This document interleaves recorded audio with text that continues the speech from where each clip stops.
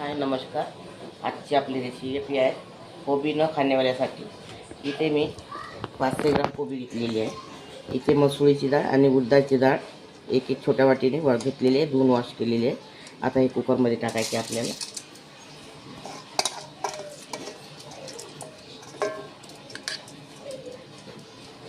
आणि हे कोबी पण यामध्ये टाकायचे.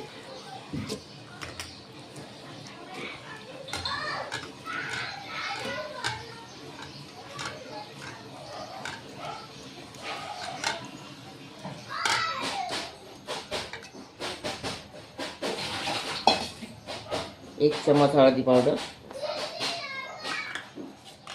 इथे एक टमाटर घेतलेला आहे कापून. 4 ते 5 हिरव्या मिरच्या, एक कांदा आहे आणि सांबार आहे. हे सगळं यामध्ये टाकायचं आहे.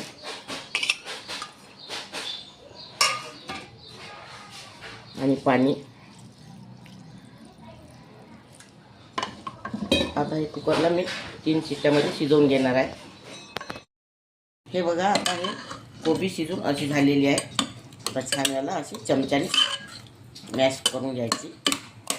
एकदम नाही करायची, बस अशीच या पद्धतीत ठेवायची आहे. बघा, आता आपण इथे कढईमध्ये तेल टाकलेलं आहे 2 चम्मच.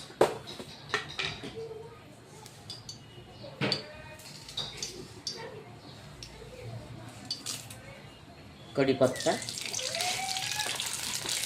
राई, जिरं,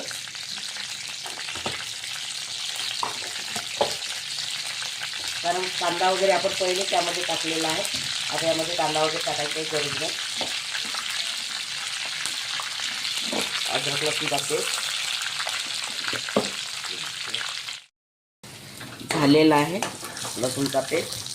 इथे 2 चम्मच लाल मिरची पावडर आहे, हळदी पावडर आहे. हळदी पावडर पहिले टाकला, आता थोडा घेतलेला आहे. कस्तुरी मेथी, गरम थंडा मसाला आहे, जिरा पावडर आहे, धनी पावडर आहे आणि स्वादानुसार मीठ आहे. हे यामध्ये टाकायचं आहे.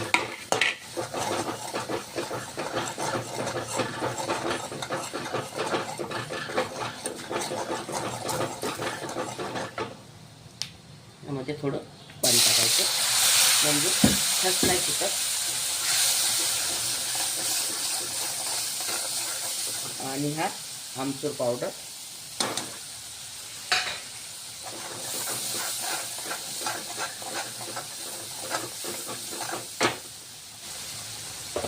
आता ही डाळ आणि कोबी यामध्ये टाकून द्यायची.